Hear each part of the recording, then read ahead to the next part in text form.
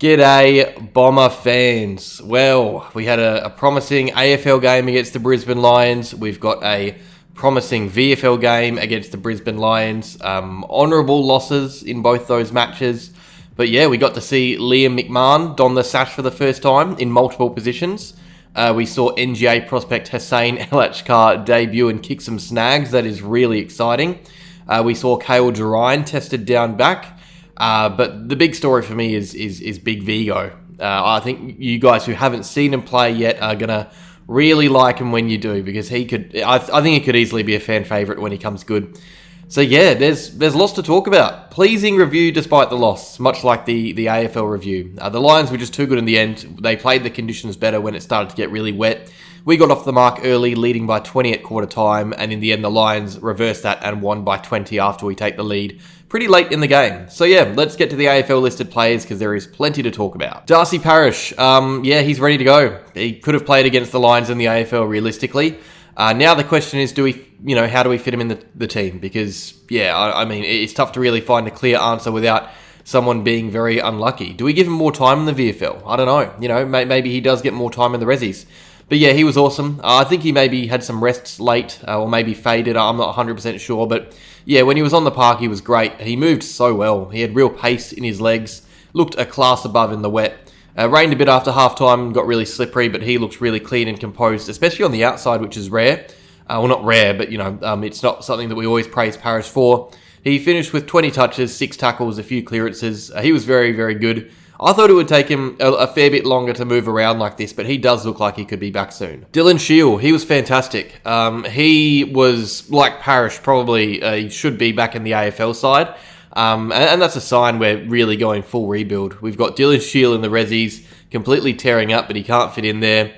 Yeah, he looked way too good for this level. Last week I thought he was really sloppy against Richmond. This week he was punchy and direct and strong. The bloke's unlucky. He was rested for a week in the AFL after playing good footy, and now he's stuck here, dominating at midday on a Friday afternoon. He was, I would say, our second best player. He had 30 touches, 12 clearances. He was so clean with his hands, and only 8 kicks, but some really powerful ones, some really good good kicks. So yeah, great game. He deserves to come back to the AFL, but I doubt he will. All right, on to the younger boys. Kayle Gerreyn. So he was playing down in defence, his first game down back. And look, we're obviously testing options back there while we've, got this key back crisis. But yeah, I think this experiment might take a bit of time. Early on in the game, he looked pretty lost. He was really putting Will Hoare under the pump, his associate back there. And late on, their key forwards really started to take control. Mick Lachlan kicked 5 or 6. I don't think he had a very good game, but I thought there were some nice moments. He had a few goalkeeper moments, kind of sitting back in the goal square during a stoppage, intercepting there. He had a few intercepts on the day, actually. There was one really great play where he shrugged off 2 tackles in D50, took on another to chip a kick out to a teammate. It was his best moment of the day. So yeah, he had some really good moments, but yeah, I don't think we'll see him play in the AFL as a defender anytime soon. And as I said, after he played good games of footy, that is for the best. I want him to keep playing VFL for as long as he can. He's not ready for AFL yet. He's developing well here. That is what's best for him right now, to be playing in the VFL. But in saying that, I do think it would probably be better to see him up forward. I don't know about you guys. I don't think he's a defender. Jye Menzie. Yeah, you could tell that the mid-season draft was a kick up the bum for a few. Oskar Smartt comes in. Pretty similar player to Jye Menzie. Menzie's out of contract. Hussien El Achkar, a small forward playing in this game too. He'll be with us next year, you'd think. So yeah, Menzie's under pressure. And you could really tell he was putting in a shift. He assisted the first goal, centering kick to set up the second or third, and then he directly assisted Davey as well. So I think he had, 3 or so direct assists or was contributing to goals early in the game. He was involved in everything early. He only kicked one himself, and the goal was a gimme. It was a Shiel mark and then hand pass to Menzie running into an open goal. But yeah, I mean, you felt like of all our ground level forwards, he was the one just a presence all day. He worked around the ground with them. I saw him and Davey back in D50 a lot. He applied great heat, great pressure. I thought he looked very good. He had a very good small forwards energy about him. I think we'll see him back in the AFL team again this year eventually. Maybe not against the Blues, but I back him to keep this form up and get another chance too impress in the AFL level. I think he deserves it the way he's playing in the Rezzies. Alwyn Davey Jnr, another one with a little kick up the bum maybe. I think now he must know that his spot on the list is so far from safe. There are going to be some small forwards cut from the team. Davey is yet to play in the AFL this year. He's now playing for a spot, not even in the team, but on the list. So, yeah, I thought he was really good. He was threatening early, kicked a lovely goal from the 50, missed another. He was getting his foot to the ball a lot, even little sockers in the wet. But he was also just using it nicely around the ground. And I liked his pressure. You know, he was tackling so well, making them stick. Even in the wet against bigger bodies, his tackling pressure in and around the forward 50 was great. He even tracked back to D50 once or twice to lock a ball in. I thought he was showing off that trademark pressure that kept him in the AFL side early last year. Yeah, much better. That's what we've been needing to see. I thought he's been slacking a bit in the VFL, but yeah, now he has to keep playing like this and has to wait until he gets a chance at AFL level. Unfortunately, he's competing with a few other small forwards, 4 in fact, so he'll be hoping he keeps performing like this to get his chance. As I said, he hasn't played AFL footy this year. Luamon Lual, yeah, there are positives. He had some good moments, as he always does. I thought he went in hard. He gave it a crack, especially early. I noticed him, you know, he copped some knocks, stood up tall in tackles. He was involved in a few goals, even scored his own later in the game. And it was another one where he works hard as a winger to find space out the back, kind of like, you know, Clark on Dreamtime. So there's a directive for our wingers to be pushing hard into our forward 50, I guess.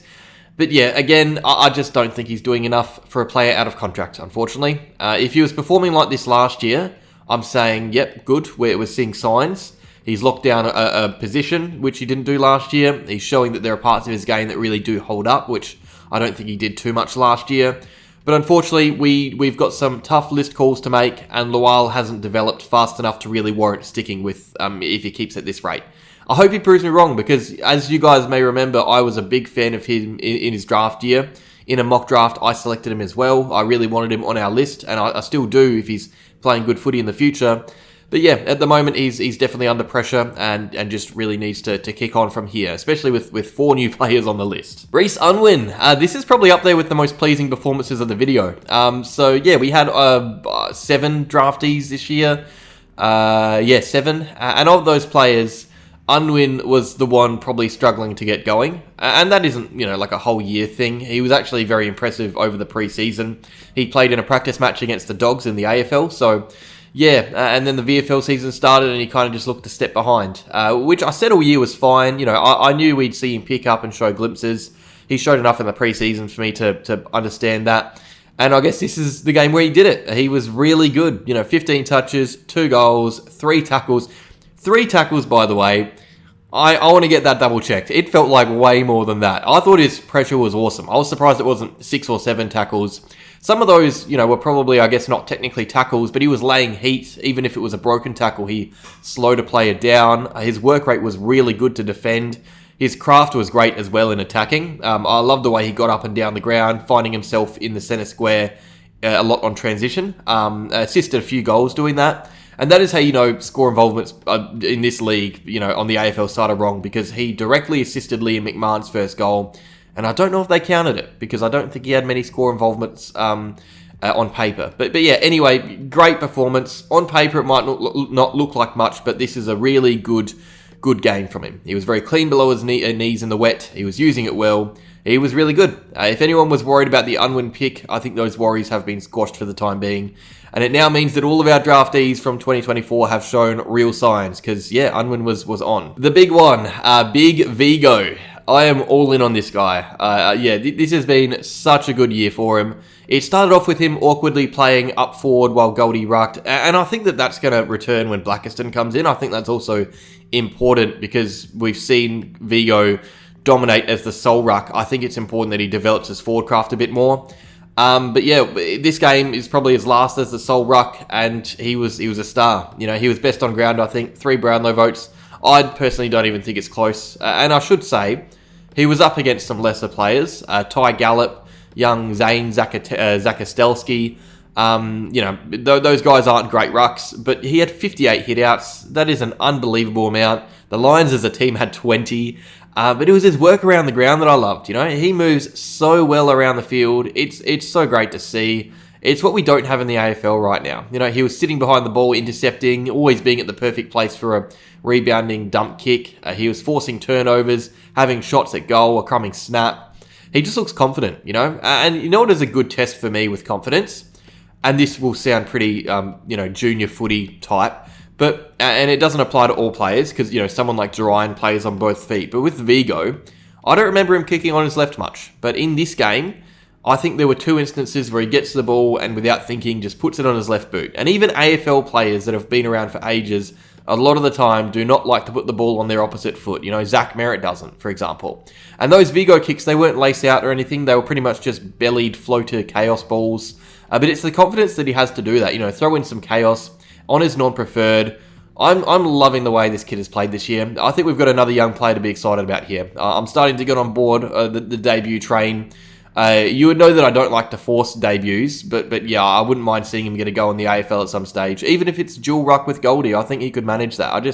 I think this kid has he's done some really great things this year as a 19-year-old that make me think that he is not ready for AFL footy, but ready to have, you know, an experience playing an AFL game. I wouldn't back him into ruck the rest of a season. Even just one game this year, that would make me happy. But yeah, awesome stuff. 58 hit-outs, 17 touches, 9 marks, 5 tackles, just great. Oskar Smartt, the first of our mid-season recruits. He's been with our VFL for a while, so he's familiar with the team, the system. He kicked 3 last week against the Tigers. I think he struggled to have that same impact in his first game as an AFL player this week. I thought he had some really down moments. He gave away a 50, had some shocking moments by foot. It was, he was definitely shaky, which is odd. But on top of that, I saw lots of criticism of his game. But on top of that, we did see him at his best a lot. There was a really nice behind that showed his crumbing ability at stoppages. Usually he kicked those. There were 2 direct assists, one to Eckersley. The main one, though, was a kick to Unwin for his second goal, where he gathered a bouncing ball, stopped and propped outside 50, thought through his options, and then went long to where Unwin found space in. It was a really great moment and showed just how smart is around the 50. But yeah, no, I thought he was below his best, but there were still signs of what makes him an AFL level player. Liam McMahon, our other new recruit, much newer. So before we, kick in with McMahon, we got to remember that this bloke has just joined the club. He is actually playing in a match with Essendon before training with them. And on top of that, he's being moved from defence to attack and back again. The magnet's flicking around, so you could excuse any rust with him. But no, I thought he was awesome. He really doesn't come as a surprise because I've seen him at Carlton, but you can just tell how we'll want to use him on our list. To start with, up forward, he was a threat. He kicked 2 goals, both from outside 50, missed 2, both from inside 50. He set up Hussein's goal, I think his second goal. He was involved in some dangerous plays up forward. He was just a threat inside the arc, finding space and finding lanes in front to lead in. That's how we should expect him to play. He isn't a big bash and crash type like Archer May will be. He has got really proper forward craft and IQ. But for me, it was his work down back that impressed me more because I haven't really seen him in defence too much. I know he was drafted as a defender, some would say, but he was also delisted as one, if that's the case. He's been doing his best work for Carlton as a forward in the VFL. So he really doesn't play much defence. But yeah, he looked good, Even at times when he was positioned forward, he was working back to lend a hand, so he can clearly run. There was one play, I think he was tackled in the forward line. The Lions progressed the ball forward, the camera pans, and then about 30 seconds later, he puts in a big spoil in D50. There was also a really nice spoil when he was playing as a defender, where I think he came off his man, spoiled a loose player, and then followed up with a big ground ball tackle. Well, actually, he might have missed the tackle, but it was just the pressure that he was applying. It ended up being a goal to Brisbane, but it was that defensive, nous that impressed me quite a bit. So yeah, really impactful game. It felt like everything he did had real meaning. He had more impact than 10 touches suggests.